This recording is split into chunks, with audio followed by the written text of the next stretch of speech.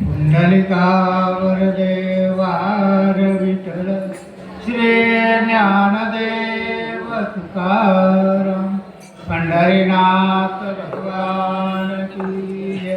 श्री दत्तात्रेय जनार्दन श्रीनाथ महाराज की जय। कन्यालाल भगवान की जय। सच्चिदानंद स्वरूपा महाराज की जय। सद्गुरु सच्चिदानंद दयानंद महाराज की जय। सद्गुरु सच्चिदानंद सहजानंद महाराज की जय। सद्गुरु सच्चिदानंद ब्रह्मानंद महाराज की जय। सद्गुरु सच्चिदानंद ब्रह्मामूर्ति महाराज की जय। गुरुदेव दत्त दत्त।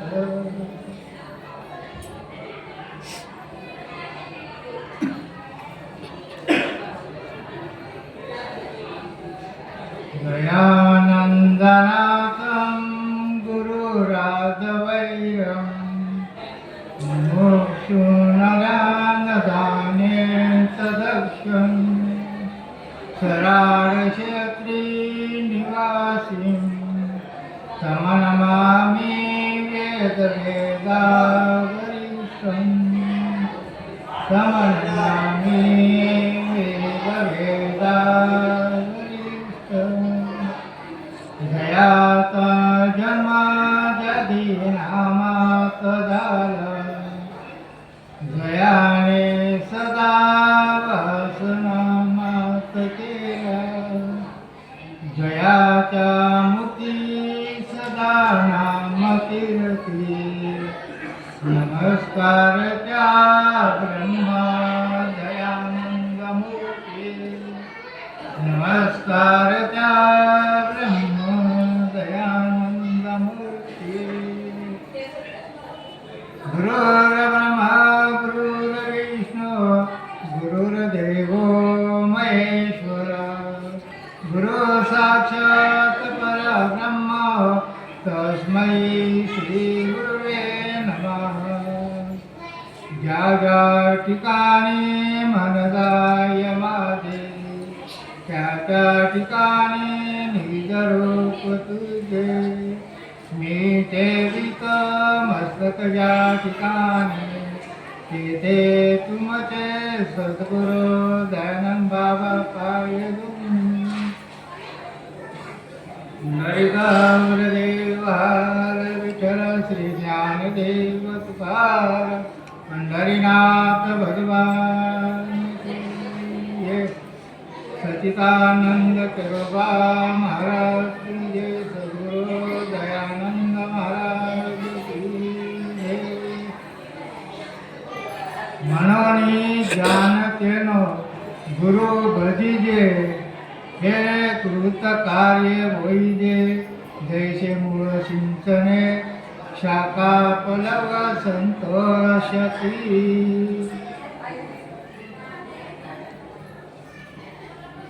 आता ज्ञानेश्वर माऊली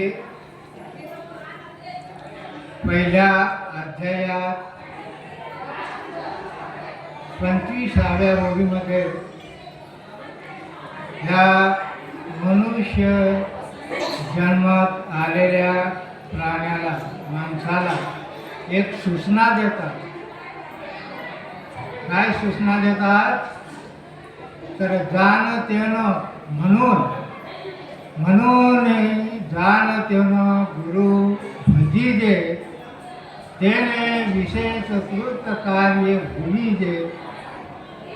तेने सहज शाखा पलव संतोषती.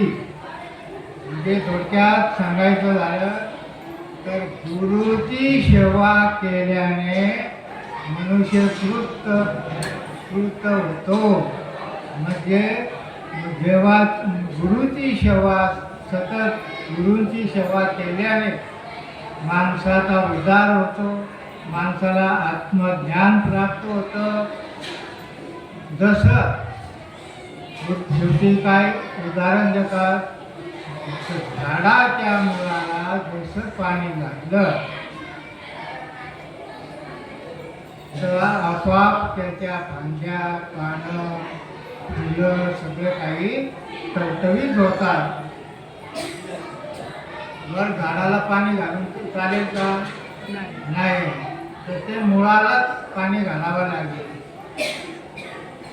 आता प्रथम सुरुवातला माऊली काय म्हणतात, म्हणून ओवी कशाने सुरुवात करतात तर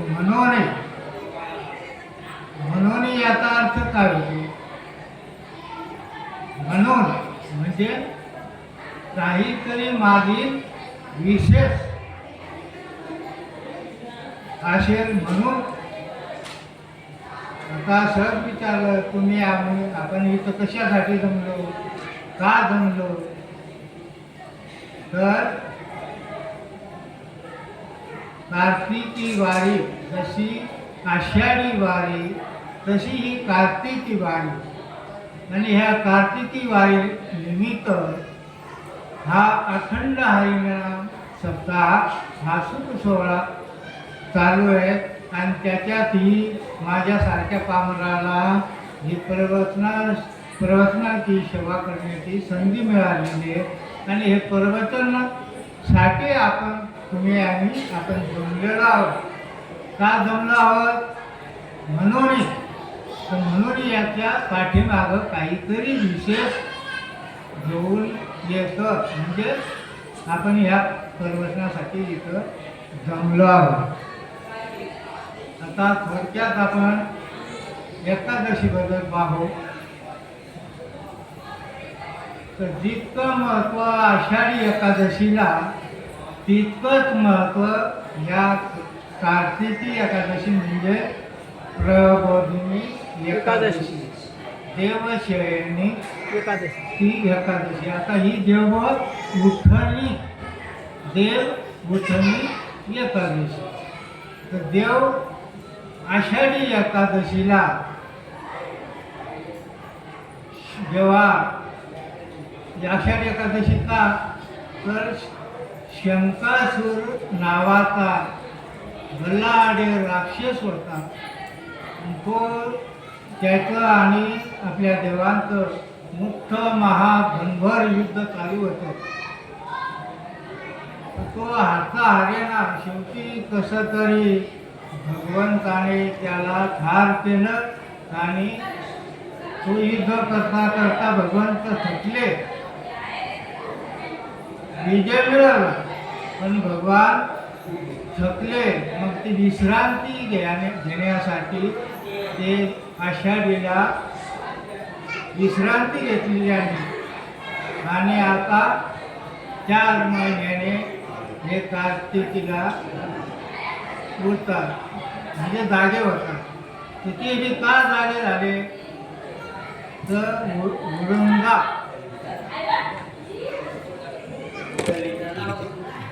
वृंदा नावाची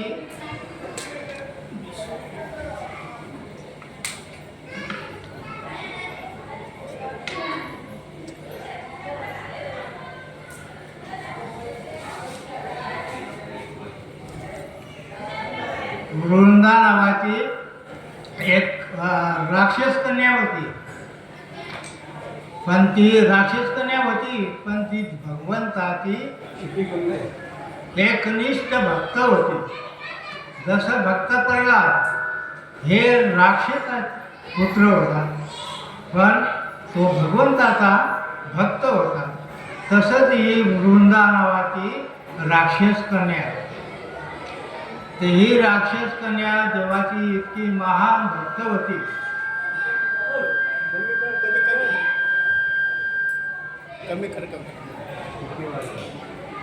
मग ती लहानपणापासूनच इतकी देवाची भक्त होती, एकनिष्ठ भगवंताची भक्त होती.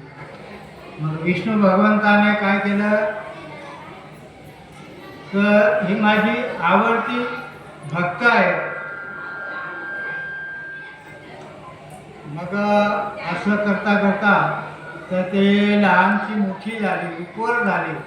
मग तिच्या वडिलांनी काय केलं, लहानपणात दुर्लक्ष केलं. ते बघा लहान मुलगी आहे, ती भगवंताचं हे नाव घेते, भक्ती करते, कानाडोळा केला. पण उपवर झाली. उपवर झाल्यावर तिचं मग लग्न ठरवलं. तोही मग राक्षस कुळातला जालंधर नावाचा पुत्र, राक्षसी पुत्र. मग त्याच्या संग विवाह लावून दिला. विवाह लावल्यानंतर तोही राक्षस आणि देवांचं विरोधक ते झालं, म्हणजे दोघांचं युद्ध, देवांचं आणि राक्षसांचं.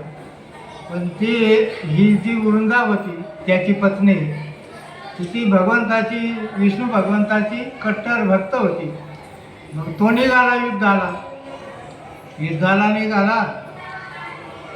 पण इकडं मग वृंदा काय म्हणायची, मी पतिव्रता आहे, मी विष्णू भगवंताची एकनिष्ठ भक्त आहे, तुम्हाला पराजय होणार नाही. जोपर्यंत मी अनुष्ठान करेन तोपर्यंत तुम्हाला कोणीच हारू शकणार नाही, एवढी माझ्या पावर आहे. म्हणजे पतिव्रता, तिची जबाबदारी सत्ता. तर तसं ती वृंदा ती बसली अनुष्ठानाला आणि सांगितलं, जोपर्यंत पतिदेवा तुम्ही माझ्या डोळ्यासमोर इथं तिकडून विजय होऊन इथं आल्याशिवाय मी अनुष्ठान सोडणार नाही. मग तिकडे युद्ध झालं, देवांचं आणि राक्षसांचं युद्ध सुरू झालं. पण त्या युद्धामध्ये तो जालंधर तो काही देवांना ऐकतच नव्हता.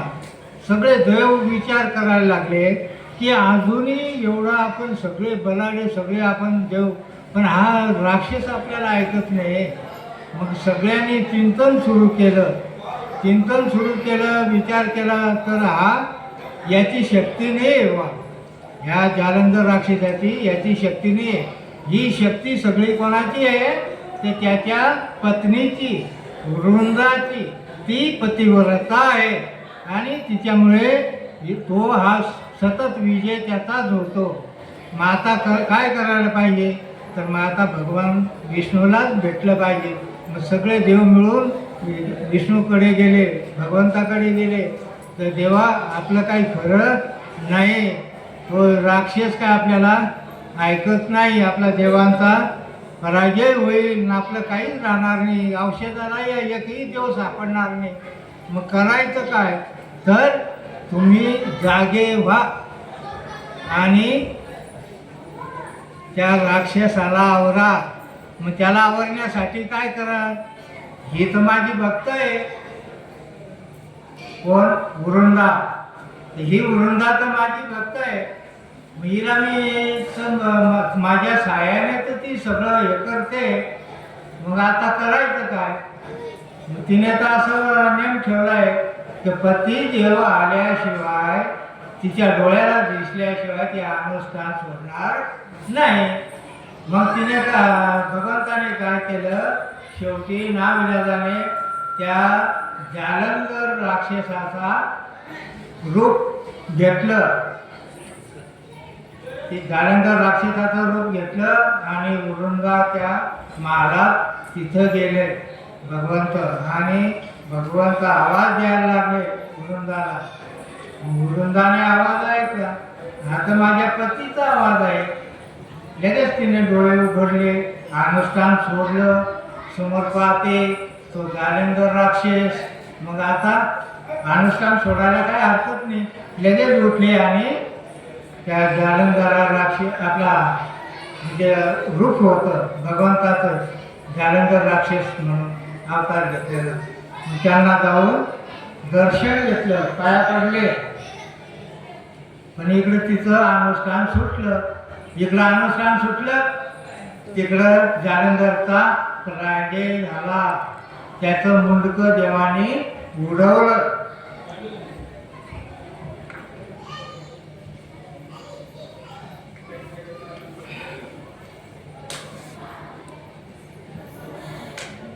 त्याचं मुंडकं उडवलं. ते मुंडकं कुठे येऊन पडलं, त्या वृंदा राक्षस कन्येच्या समोर येऊन पडलं. ती तके झाली. इकडं पाहते तर पतीचं मुंडकं, इकडं पाहते तर पती उभे. तिने विचार केला, हा काहीतरी घोटाळा आहे आणि मला काहीतरी फसवण्यात आलेलं आहे. मग शेवटी विष्णू भगवंत समजले की आता आपल्याला रूप दाखवल्याशिवाय गत्यंतर नाही. मग ते मूळ अवतारात आले. त्याने भगवंताचं रूप म्हणजे त्यांचं मूळ रूप दाखवलं. मूळ रूप दाखवल्यानंतर भगवंत म्हणायला लागले की वृंदा, तुझ्यासारखी भक्त जगात माझी भक्त नाही. खरोखर तू इतकी एकनिष्ठ भक्त आहेस की तुझ्यासारखी जगामध्ये कोणीच भक्त नाही. पण नाविलाजाने देवांसाठी मला हे करावं लागलं. शेवटी वृंदाने काय सांगितलं की देवा, मी तुमची एकनिष्ठ भक्त आहे. मी तुमची एकनिष्ठ भक्त आहे. पण एवढं मला तुम्ही सहाय्य करणं टाकून आणि तुम्ही कपट केलं म्हणे. मग हे कपट केलं त्याच्यामुळे मी तुम्हाला काय शाप देते. आजपासून आता या क्षणी तुम्ही म्हणे शिलाव झाली पाहिजे. तेव्हापासून भगवंताने बी जाणलं की आपल्या पुढं पतिव्रताची शक्ती ही मोठी आहे. नाविलाजाने त्यांनी शिळेचं रूप घेतलं.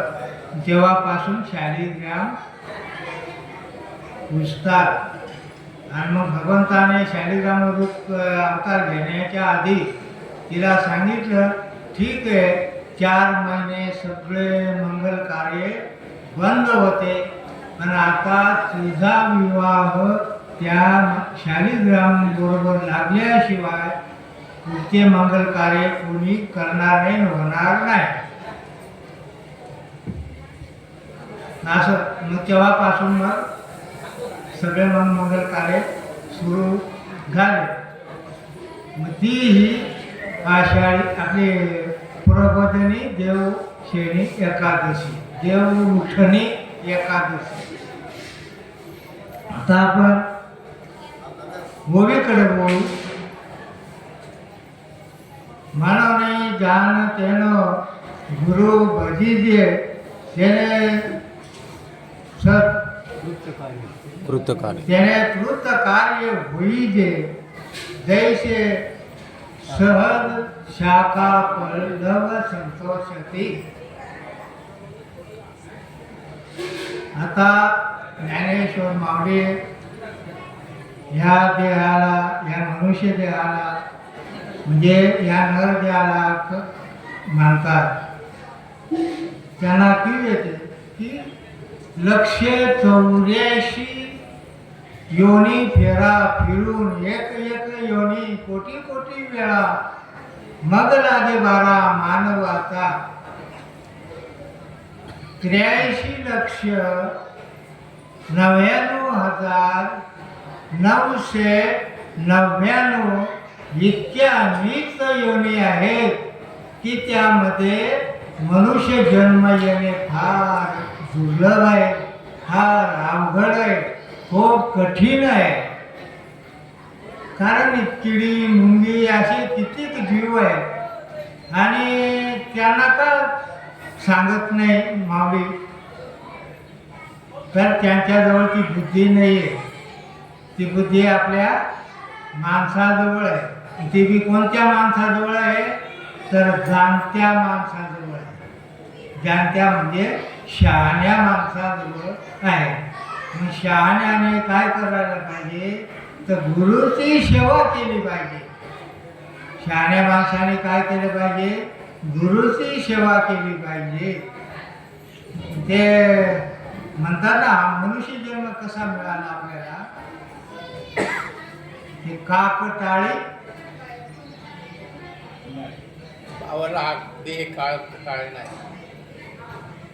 जसं आंधळ्याच्या हातात तो अचानक कावळा त्या टाळीमध्ये येतो, त्याप्रमाणे बाबांनो आपल्याला हा मनुष्य देह मिळालेला आहे. फार दुर्लभ आहे मनुष्य देह. त्या काक टाळीप्रमाणे उदाहरण पाहू आपण. एकदा राजाला कावळ्याचं काहीतरी काम पडलं, कारण राजा लोकांना केव्हा काय लागेल त्याचं काही सांगता येत नाही. मग त्याने काय केलं, राजाने प्रधानाला बोलून घेतलं आणि धोंडी द्यायला लावली की जो कोणी एक कावळा पकडून आणेल त्याला 5,000 रुपये बक्षीस देण्यात येतील. मग प्रधानाने लगेच झोंडी पिटवायला सुरुवात केली. त्याच वेळेला एक आंधळा रस्त्याने जात होता आंघोळीसाठी. त्याने ऐकली ती झोंडी ऐकून राजाची झोंडी आहे की जो कोणी एक कावळा पकडून देईल आणि त्याला 5,000 रुपये बक्षीस देऊ. तर मी तर म्हणे आंधळा आहे, मी तर आंधळा आहे, मला तर काय तो कावळा दिसणार नाही. कधी काय आपल्या काही कामाची ही झोंडी नाही. चला म्हणे आपण जाऊ, आपला घेऊन जाऊ आणि आंघोळ करू. तो तसाच गेला नदीवर. त्याने कपडे काढले आणि नदीत बुडी मारली. कोणी, आंधळ्याने बुडी मारली आणि देवाचं नाव घेतलं आणि टाळी वाजवली. टाळी वाजवली तर अचानक त्याच वेळेला तो एक कावळा टाळीमध्ये आला. टाळीमध्ये कावळा आल्यानंतर त्याला इतका आनंद झाला, खूप आनंद झाला. ते आज एक कावळा माझ्या हातात आलेला आहे आणि याची मला राजा काय देणार आहे, 5,000 रुपये बक्षीस देणार आहे. तेव्हा त्याला लोभ तयार झाला. लोभ जसं आपल्याला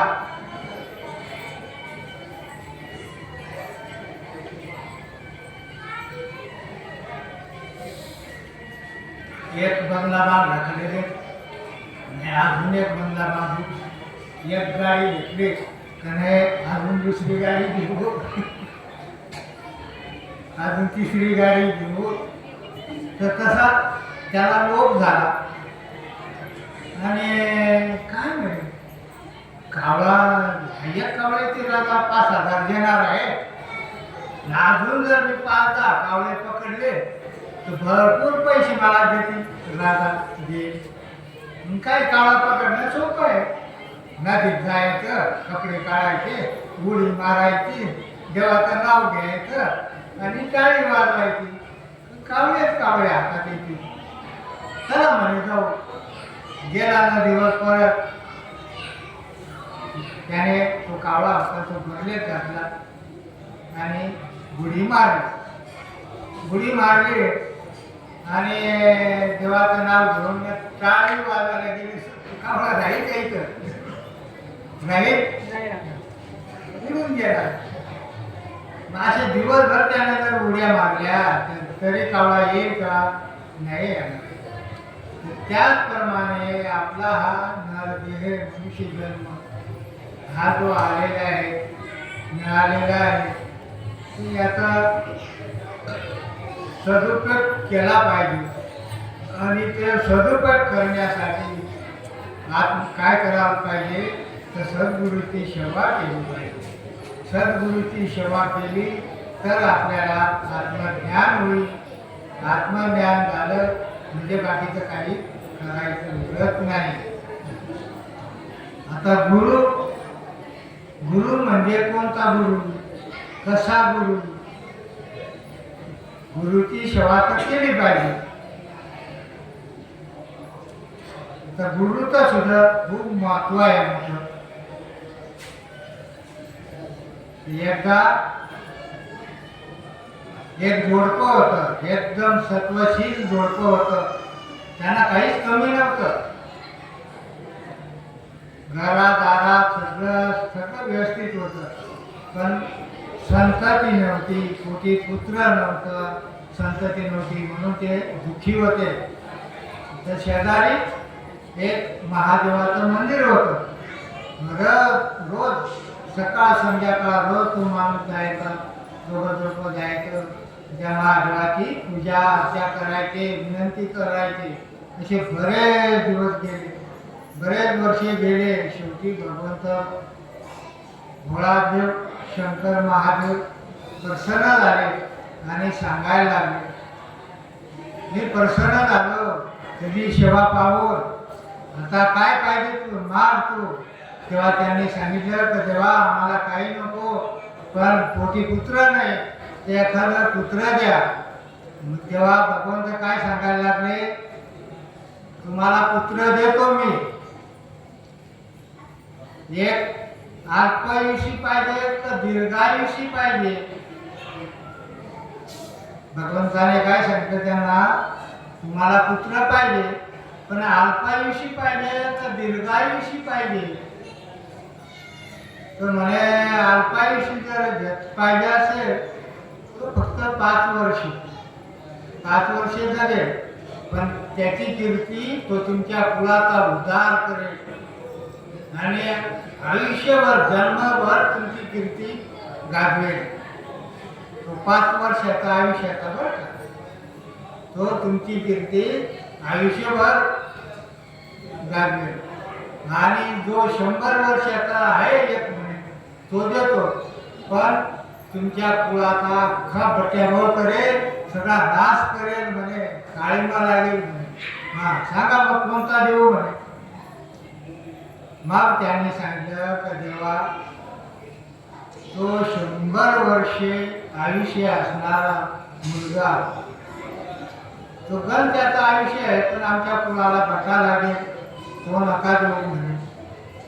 हा 5 वर्ष आयुष्य असणारा मुलगा, तो आमच्या कुळाचा कल्याण करणारा असेल, उद्धार करणारा असेल, म्हणजे चालेल म्हणे. आयुष्य जरी कमी आहे पण चालेल म्हणे, तोच द्या म्हणे. तथास्तु म्हटलं. त्यांना पुत्र झाला. म्हणजे जन्मताच तो इतका हुशार, 1 वर्ष 2 वर्ष 3 वर्ष सर्व वेद वाचायला लागला, सगळे ग्रंथ वाचायला लागला. म्हणजे मुखगत सगळे ग्रंथ त्याच्या, सगळे वेद पठण त्याचे, इतका हुशार तो.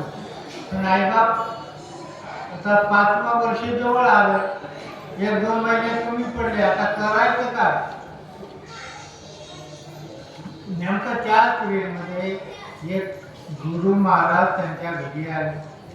गुरु महाराज आल्यावर त्या डोक्याने त्या गुरूंची इतकी सेवा केली, भयंकर सेवा केली.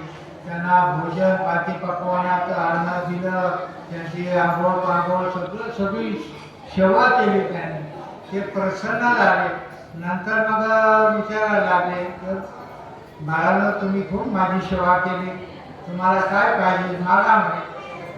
मग तेव्हा ते लागले सांगायला, त्या मुलाचे आईवडील काय सांगायला लागले, गुरु महाराज अडचण बाकी काहीच नाही, फक्त आम्हाला हा एक पुत्र नव्हता, तर देवाने हा एकुलता एक पुत्र दिलाय आणि हा पुत्र याचं आयुष्य फक्त 5 वर्षे आणि आता काय 1 महिना राहिला, 1 महिना संपला, 8 दिवस 5 दिवस असे राहिले, आता करू काय नाही.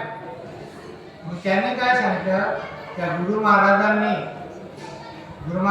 काय सांगितलं, तुम्ही असं करा, काही चिंता करू नका, काही घाबरू नका, तो दीर्घायुषी होईल. फक्त एक गोष्ट करा, मी सांगतो ते, तुम्ही जा तीर्थस्थानी आणि जे जे साधू संत तिथं भेटतील सगळ्या साधू संतांचं दर्शन घ्या. काय करा, साधू संतांचं दर्शन घेत राहा. तुम्ही तुमची इस्टेट घरदार सोडून द्या आणि त्या तीर्थाच्या ठिकाणी कुटी बांधा आणि त्या कुटीमध्ये राहा. सकाळ संध्याकाळ दिवसभर आंघोळ पांघोळ करून संतांची सेवा करा. त्याचा तुमचं हे कल्याण होईल. तेवढं राहायचं. त्याने त्या बाळाला घेतलं आणि तीर्थाच्या ठिकाणी गेले. तिथं गेले आणि रोज त्या गुरुने सांगितल्याप्रमाणे रोज साधू दिसेल त्याच्या पाया पडायचं, त्यांची सेवा करायची. असं नित्यनेम चालू झालं. मग शेवटी त्यांना सप्त ऋषी भेटले.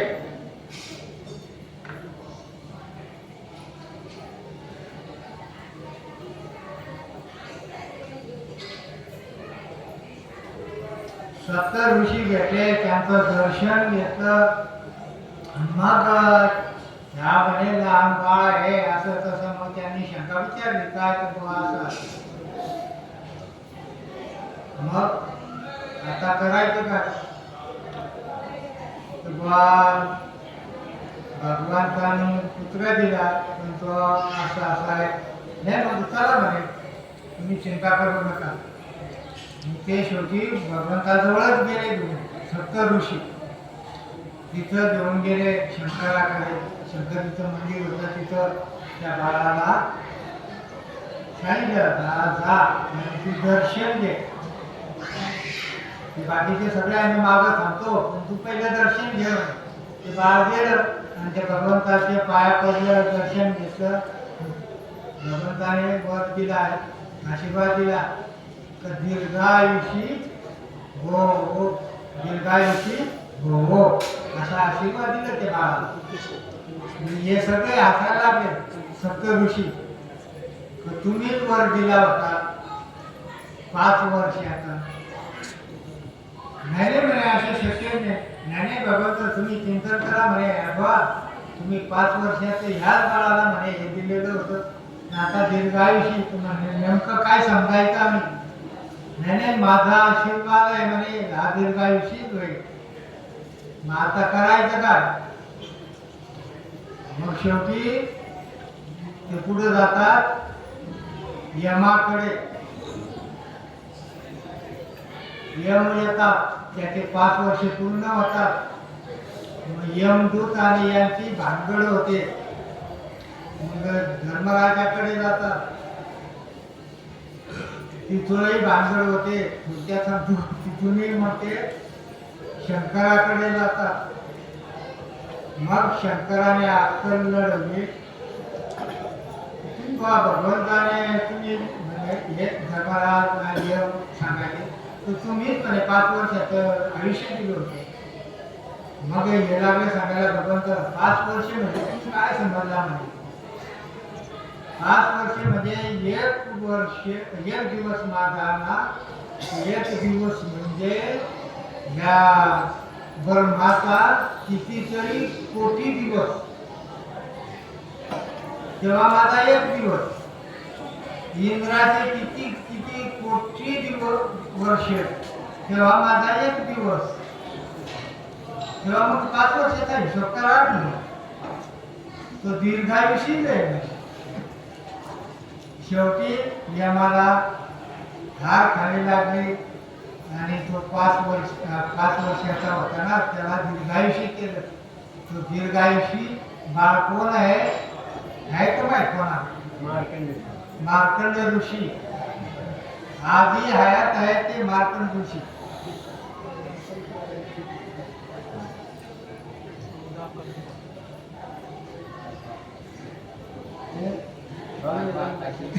एक बार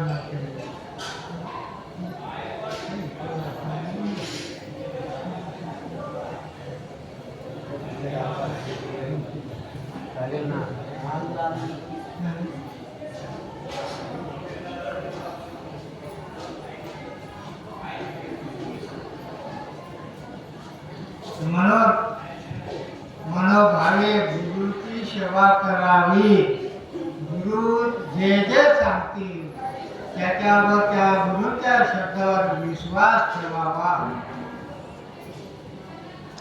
आणि गुरुची सेवा केली ना, काहीच कमी पडत नाही.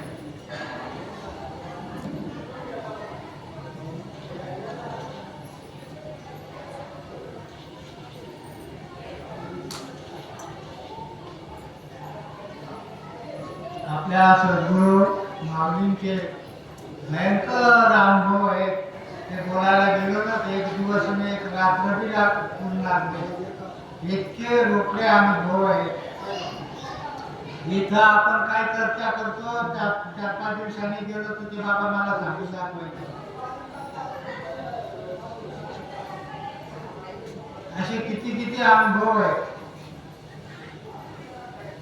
गुरु हे देवापेक्षाही श्रेष्ठ आहे.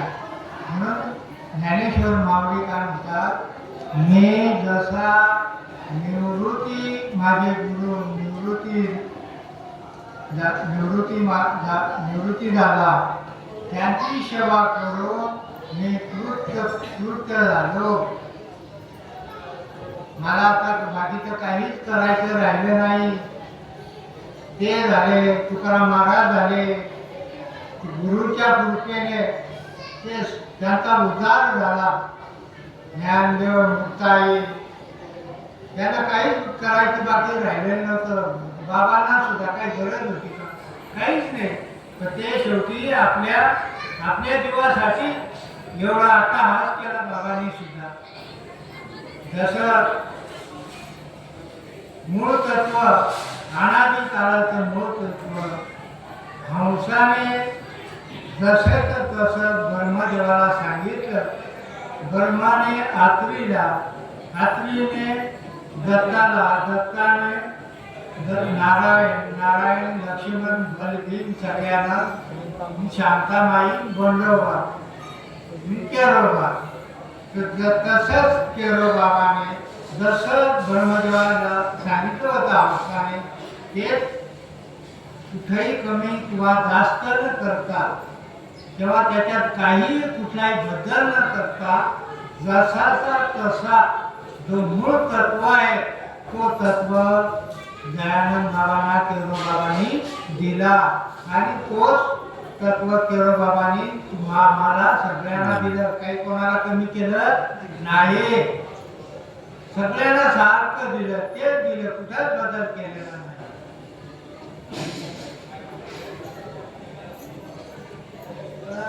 गुरु एकदा काय झालं,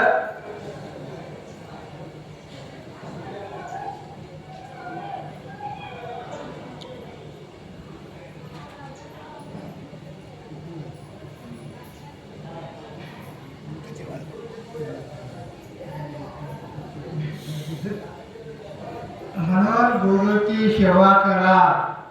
त्याला जशी जमेल तशी गुरुची सेवा करा. कमीत कमी गुरुच्या वचनावर विश्वास ठेवा. आज तेच दयानंद बाबांनी जे आपल्याला आम्हाला दिलं तेच आज सदानंद बाबा आहे, इकडं ब्रह्ममूर्ती बाबा आहे, तेच वाटायचं काम करतायत. आणि त्याच्यातून त्यांच्यात काय बदल आहे? काही बदल आहे का? काय म्हणतात प्रकृती,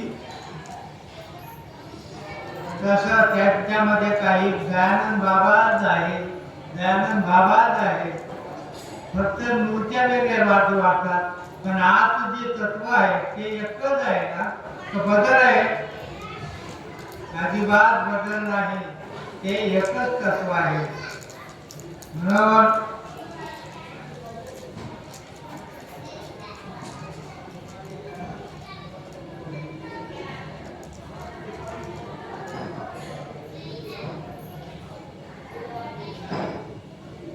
विसरू नको रे साधका माझ्या दयानंदा बाला, विसरू नको रे साधका माझ्या सद्गुरु दयानंदा बाला. त्याने दिले तुला नाम, होऊ नको बेईमान. त्याने दिले तुला नाम, होऊ नको बेईमान. पण विसरू नको रे साधका माझ्या दयानंदा बाला,